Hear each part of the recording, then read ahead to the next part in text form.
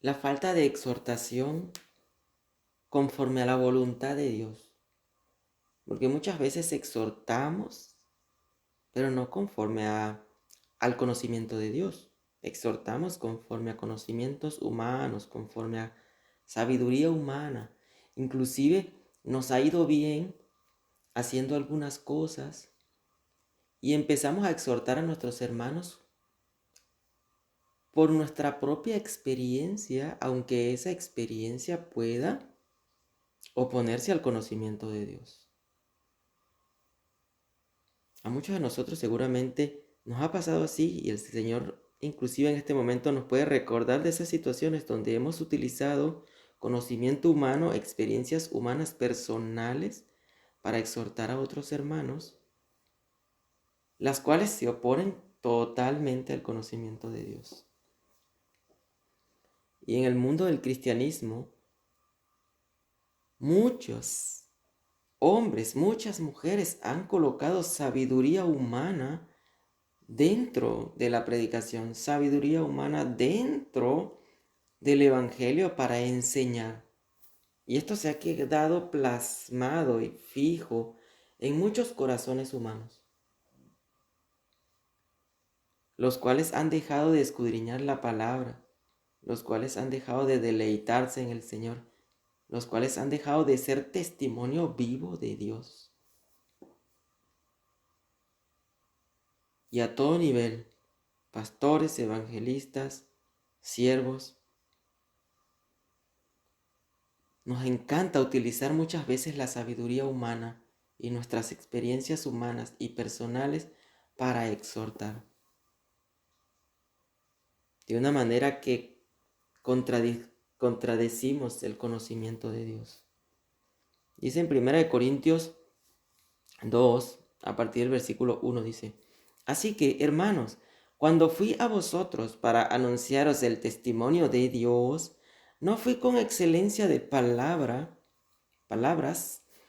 o de sabiduría, pues me propuse no saber entre vosotros cosa alguna sino a Jesucristo. Mira la forma como el apóstol Pablo busca de exhortar a sus hermanos, busca de predicar la palabra de Dios, busca de expandir el evangelio de Dios con sabiduría de Dios. Nada de sabiduría humana.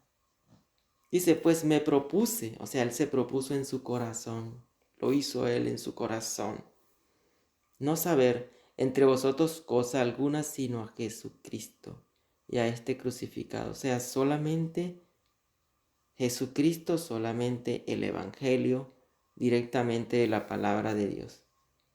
Entonces vemos aquí un hombre que se deja inspirar por el Espíritu Santo de Dios.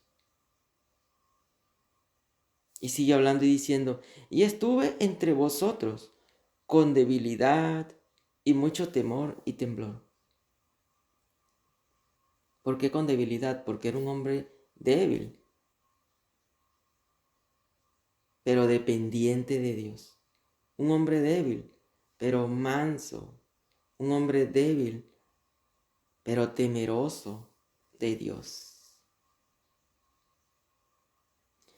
Y dice en el versículo 4, y ni mi palabra, ni mi predicación fue con palabras persuasivas de humana sabiduría, sino con demostración del Espíritu y poder.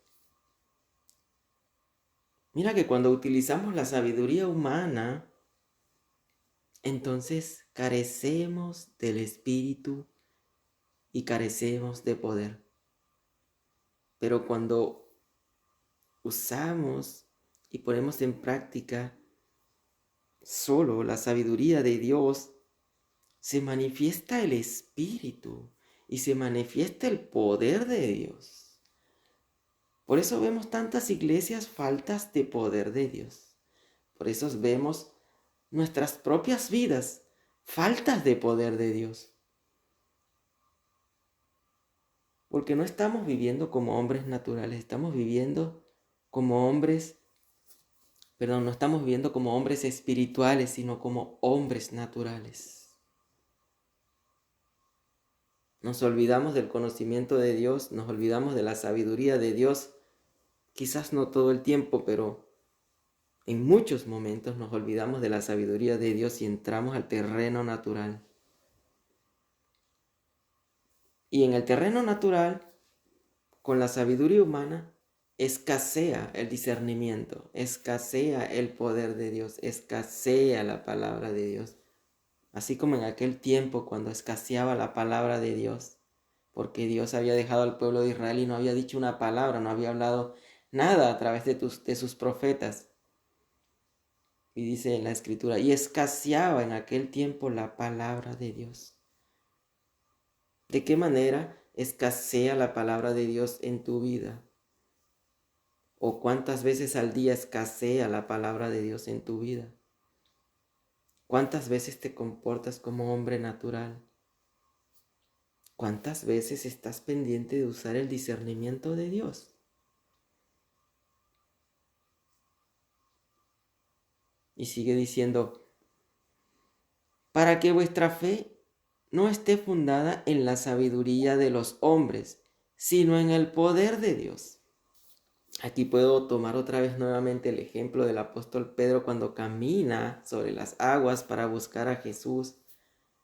En su momento se fijó de la sabiduría natural, de que podía hundirse, el viento lo podía hacer caer.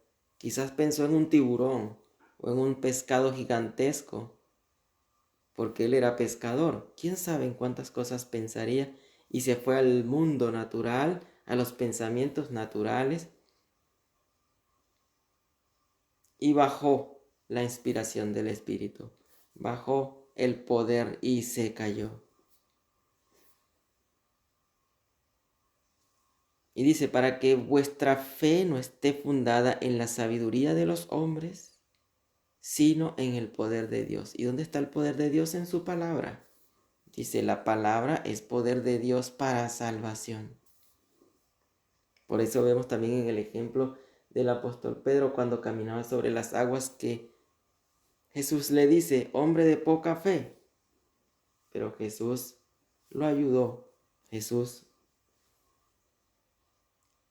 lo rescató. Poder de Dios para salvación. Entonces necesitamos de esa sabiduría de Dios que nos revela la palabra de Dios. Sigue diciendo, sin embargo, hablamos sabiduría entre los que han alcanzado madurez.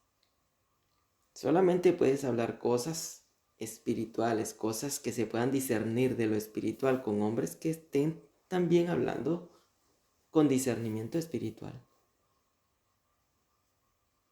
De otra manera, no te entienden.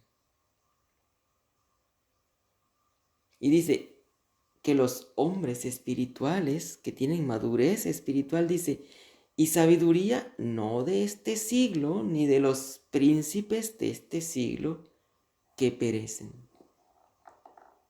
En otras palabras, el Señor nos manda a buscar la sabiduría de Él porque todas las cosas que son del mundo natural, de los príncipes, reyes, sabios muy inteligentísimos, van a morir. Necesitamos de lo que no se desvanece, de lo que permanece eternamente y no es otra cosa que la sabiduría de Dios. Mas hablamos sabiduría de Dios en misterio, la sabiduría oculta, la cual Dios predestinó antes de los siglos para nuestra gloria. Para tu gloria, para mi gloria. No porque sea una gloria que nos pertenece, sino que es una gloria de Dios, que solamente dentro de Jesús podemos ser parte de esta gloria. Porque la palabra de Dios dice que Dios no comparte su gloria con nadie. Pero mientras estemos con Jesús, compartimos de esa gloria. Separados de Él, nada. Junto con Jesús, somos parte de la gloria de Dios. Una gloria que el mundo rechaza, que los príncipes de este mundo rechaza. Dice el versículo 8, lo que ninguno de los príncipes de este siglo conoció, porque si la hubiera conocido, nunca habrían crucificado al Señor de gloria. Antes bien, como está escrito, cosas que ojo no vio, ni oído oyó, ni han subido en corazón de hombre, son las que Dios ha preparado para los que le aman. Tenemos que amar al Señor. Y en lo que amamos al Señor, todas las cosas vienen por añadidura. Es un secreto que el Señor nos está dando allí en el mandamiento cuando Él dice, amarás a tu Dios sobre todas las cosas.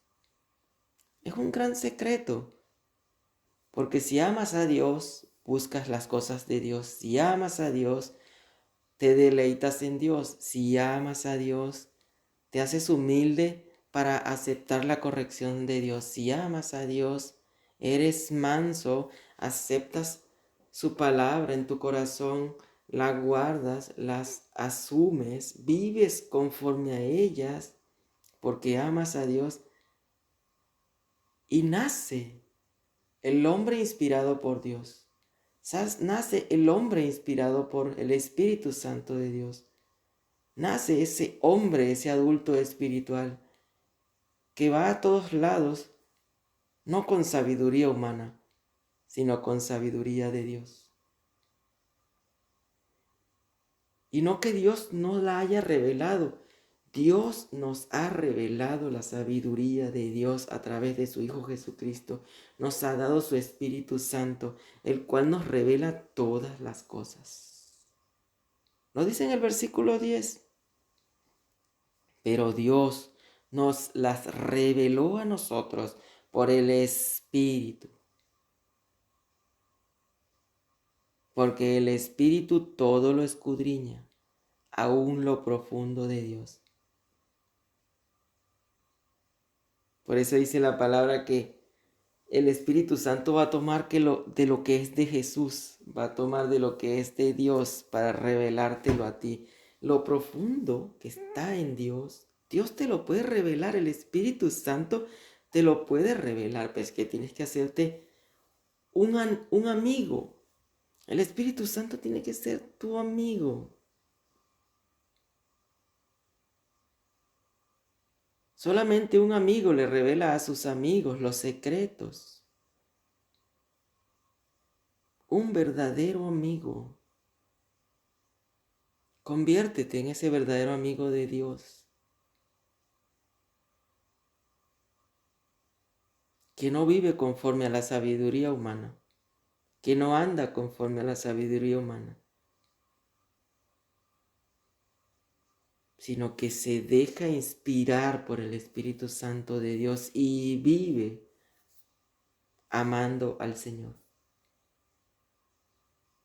Mira cómo el Señor nos muestra poco a poco y nos entrelaza todas las cosas para que lleguemos al primer mandamiento, que es amar a Dios sobre todas las cosas. Que buscando a Dios sobre todas las cosas, todas las demás cosas vienen por añadidura. Lo que te falte, ropa, habitación, carro, lo que sea necesario que tú debas tener, el Señor te lo va a dar por añadidura si tú lo buscas a Él de primero. Si lo colocas a Él sobre todas las cosas. Si lo amas. Si pones en práctica su sabiduría. Si no andas por ahí con sabiduría humana, sino con la sabiduría de Dios. Si andas saltando y brincando, pero con la sabiduría de Dios. Entonces, ese conocimiento eterno, ese conocimiento de Dios va a habitar de manera sobrenatural en ti. Y te vas a convertir en ese hombre, en esa mujer inspirada por el Espíritu Santo de Dios, que todo lo discierne, que anda en la gloria de Dios y que anda en el poder de Dios, en el Espíritu Santo de Dios. Hablando con poder. Hablando con poder. Anhelemos este conocimiento. Amemos a Dios. Pongamos en práctica este conocimiento.